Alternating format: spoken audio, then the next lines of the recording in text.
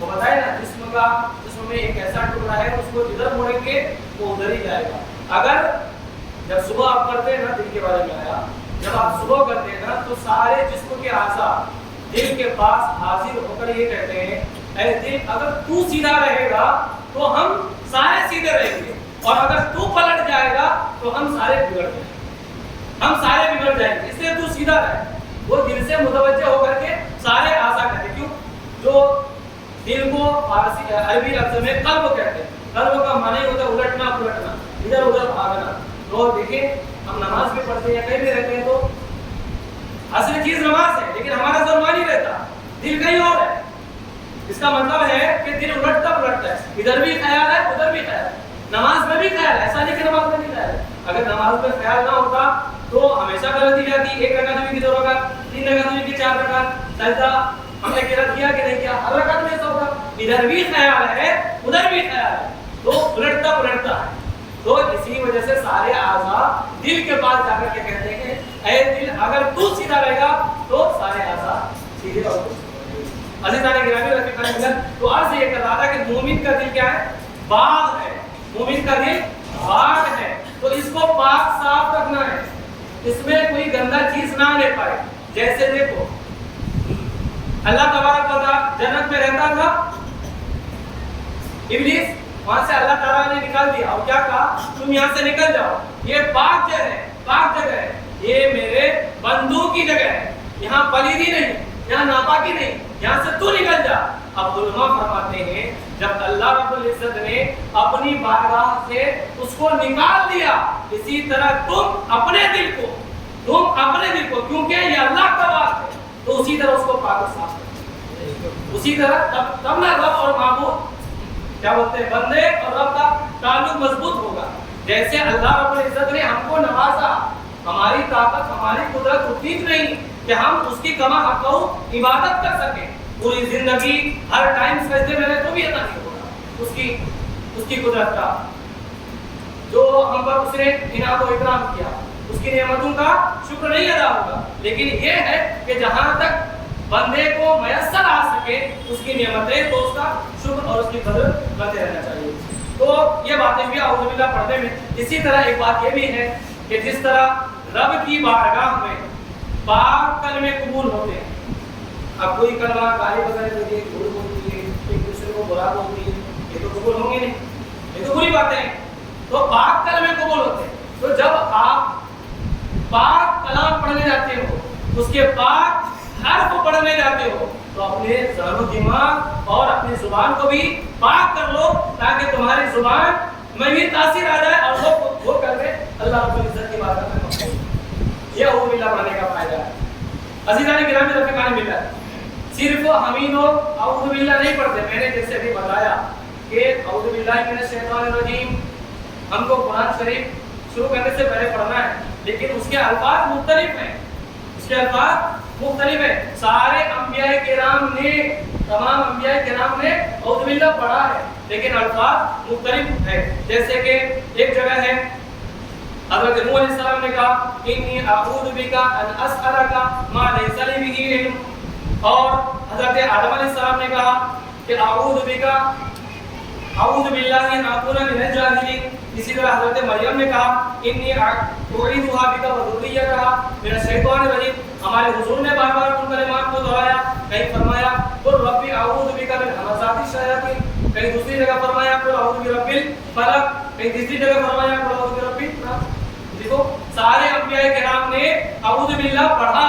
یہ اور بات ہے کہ اس کے الفاظ مختلف ہیں, اس کے الفاظ مختلف ہیں. بلکہ نبی اکرم صلی اللہ علیہ وسلم نے ارشاد فرمایا کہ حضور کے سامنے ایک آدمی غصہ سے لال پیلا تھا, اس کے منہ سے جھاگ نکل رہا تھا. تو آپ نے اپنے بغل والے صحابی سے فرمایا کہ میرے صحابی یہ آدمی اتنے غصے میں ہے, اگر یہ اعوذ باللہ پڑھ لے تو اس کا غصہ دور ہو جائے, اگر یہ اعوذ باللہ پڑھ لے تو اس کا غصہ دور ہو جائے. دوسری حدیث میں رسول کریم صلی اللہ علیہ وسلم نے ارشاد فرمایا کہ حضرت انس رضی اللہ تبارک و تعالیٰ فرماتے ہیں جو حضور قلب کے ساتھ اعوذ باللہ پڑھے گا رب تبارک و تعالیٰ اس کے اور شیطان کے درمیان 300 پردہ حائل کر دے گا. 300 शैतानी तो हमको भटकाता है, गुमराही की तरफ ले जाता है, बुराई की तरफ ले जाता है, इसलिए उससे पाक रहना चाहिए।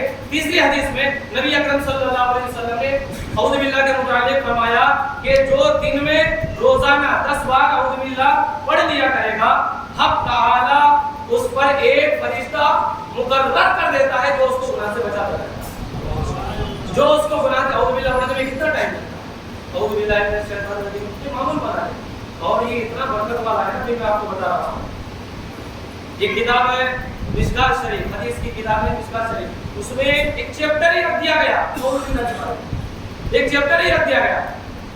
हुजूर सल्लल्लाहु अलैहि वसल्लम ने फरमाया जो शख्स सुबह शाम ये पढ़े अऊज़ु बिकलिमातिल्लाहि ताम्माति मिन शर्रि मा खलक, मतलब आप भी पढ़ लें अऊज़ु बिकलिमातिल्लाहि ताम्माति मिन शर्रि मा खलक। हुजूर ने फरमाया जो आदमी सुबह शाम इसको पढ़ता रहता है उसको जहरीली चीज असर नहीं करती। उसको जहरीली चीज, आप कहीं पे खाने जाओ, होटल में जाओ, कहीं दोस्त है, दुश्मनी तो बहुत शहरों में तो और दुश्मनी है, हाँ जगह के बारे में, इसके बारे में, उसके बारे में, यहाँ जगह वो आदमी अपने दिल पे ले लेता है, कुछ भी बोल देता है, मारने पे आ जाता है। इसलिए अऊज़ु बिल्लाह हमेशा पढ़ते रहा करें। अल्लाह तबारक व तआला शयातीन, हाँ एक बात ये भी बता दूं आपको, सिर्फ शैतान नहीं होता, सिर्फ शैतान ही बुराई पर नहीं उभारता है, इंसान भी बुराई पर उभारता है। और तफसीर में जो इंसान बुराई उभारता है उसको भी शैतान के करीब से कहा है, उसको भी शैतान के, यानी इंसान को शैतान तो नहीं कहना चाहिए, लेकिन जो बुराई की तरफ उभारे तो फरमाया गया वो शैतानी के करीब से, जो बुराई की तरफ, इसलिए बोलते हैं ए इब्लीस भाग ऐसे, क्या बुराई काम कर रहा है, ये शैतान निकल, ऐसे बोलते लोग, तो क्यों कहते हैं उसकी बुराई की वजह से, वरना हकीकत इंसान तो अशरफुल मखलूक है, इंसान तो अशरफुल मखलूक है, सबसे बेहतर है वो, लेकिन चूंकि उसने शैतान वाला काम किया इसलिए वो शैतान की कमजोर है ना। तो हुजूर सल्लल्लाहु अलैहि वसल्लम ने क्या फरमाया, जो शख्स सुबह को शाम ये कलमा पढ़ लेगा अऊज़ु बिकलिमातिल्लाहि ताम्माति मिन शर्रि मा खलक, अल्लाह तबारक व तआला हर जहरीली चीज से उसकी हिफाजत करेगा। बल्कि अब आगे आओ गया और इतनी प्यारी प्यारी बातें हो गई, इतना ही पढ़ना है, लेकिन हम लोग पढ़ते नहीं, वो गफलत पढ़ते। नबी अकरम सल्लल्लाहु अलैहि वसल्लम इमाम हसन इमाम हुसैन को ये ताउज़ सिखाते थे। क्या सिखाते थे? इमाम हसन इमाम हुसैन को ताउज़ सिखाते थे। वो ताउज़ यहाँ पे है कैसे कि उईदुकुमा बिकलिमातिल्लाहि ताम्माति मिन शर्रि कुल्ली शैतान व हाम्माति व मिन कुल्ली ऐनिन लाम्मा। फरमाते हैं कि मैं ये अपने बेटे हसन हुसैन को भी सिखाया और उनको दुआ करता था। जैसे अगर आपके बच्चे को कुछ हो जाए, कम चिल्लाने लगता है, शरारत करने लगता है, तो ऐसा नहीं कि हजरत ही फूंक मारे, जरूरी नहीं है। आप भी अऊज़ु बिल्लाह पढ़ के, कुल अऊज़ु बिरब्बिन नास पढ़ के, कुल अऊज़ु बिरब्बिल फलक पढ़ के फूंक दो।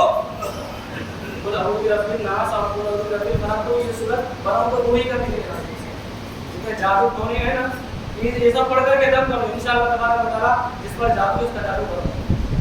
ये सूरत है इसी वजह से, तो अऊज़ु बिल्लाह पढ़ते रहा करें। और फिर क्या फरमाया कि इमाम हसन को भी सिखाया, इमाम हुसैन को भी सिखाया और फरमाया कि ये मेरे जद्दे अंदर मेरे दादा हजरत इब्राहीम अलैहिस्सलाम अपने बेटे इस्माइल और इसहाक अलैहिस्सलाम को भी सिखाते थे। उनके गले में ताबीज़ पहनाया, उनके गले में ताबीज़ बना करके पहना दिया। तो ताबीज़ का सबूत यहाँ से भी हो गया कि ताबीज़ पहन सकते हैं, ताबीज़ पहन सकते हैं। खैर इस तरह बहुत सारी बातें हैं।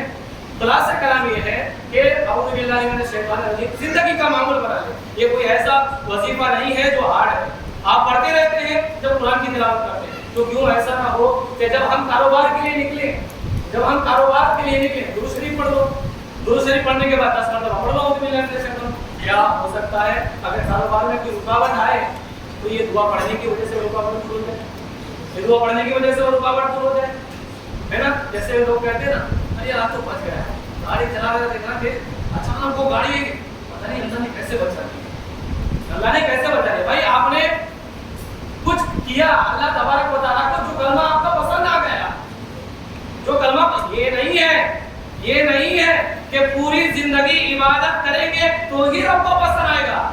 जिंदगी में वो कौन सा नुक्ता है वो कौन सा लम्हा है, वो कौन सा कलमा है जो अल्लाह रब्बुल इज्जत की बारगाह में मकबूल है, इसका पता नहीं, इसका पता नहीं।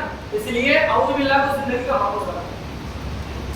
अज़ीज़ान गिरामी रफ़ीक़ान बिल्लाह, और एक बात बता दो मसाइल के एतबार से, उसके बाद बात खत्म करता हूँ। जैसे हम तिलावत करेंगे, जैसे कुरान शरीफ पढ़ेंगे ना, तो उसके लिए औज़ु बिल्लाहि मिनश शैतानिर रजीम ये पढ़ना सुन्नत है। ये पढ़ना क्या है? सुन्नत है। और बाद लोगों ने कहा वाजिब है, बाद लोगों ने क्या कहा? वाजिब है, यानी सुन्नत से बड़ा दर्जा वाजिब तो होगा ना, ये पढ़ना ही पढ़ना पड़ेगा, नहीं पढ़े तो गुनहगार होंगे। एक मर्तबा भी छोड़ देंगे, और सुन्नत में क्या होता है, एक मर्तबा छोड़ दिया तो चलो कोई बात नहीं, लेकिन अगर आदत बना लिए छोड़ने की तो उस पर भी गुनाह, तो सुन्नत के छोड़ने पर भी गुनाह होगा। तो खुलासा कलाम ये, और किसी ने ये कहा कि औज़ु बिल्लाहि मिनश शैतानिर रजीम कुरान की तिलावत के बाद पढ़ेंगे। कुरान की तिलावत के सबका अलग अलग दलील है, सबके पास अलग अलग ज़रूरत है, लेकिन हमारा तरीका है जो बेटर है और मुनासिब है कि जब हम अल्लाह की बारगाह में जाते हैं, जब हम अल्लाह की बारगाह में जाते हैं तो बाद में भी पाक होना। तो क्यों ऐसा ना हो कि पहले पाक हो जाए, फिर हमारे कलमे तब की बारगाह में, फिर हमारे कलमे तब की बारगाह में मकबूल हो जाए। और इसी तरह नमाज में भी उसको पढ़ना क्या है? मुस्तहब है। कब पढ़ेंगे? जब हम किरात करेंगे, जब हम किरात करेंगे। जो भी किरात करेगा या तिलावत कुरान करेगा, तिलावत कुरान जो भी करेगा उसके लिए औज़ु बिल्लाह पढ़ना सुन्नत है। इसके लिए औज़ु बिल्लाह पढ़ना क्या है? सुन्नत। और इतने सारे फायदे मैंने बता दिया, तो इंशाल्लाह हम सब उस पर अमल करने की कोशिश करेंगे इंशाल्लाह। अल्लाह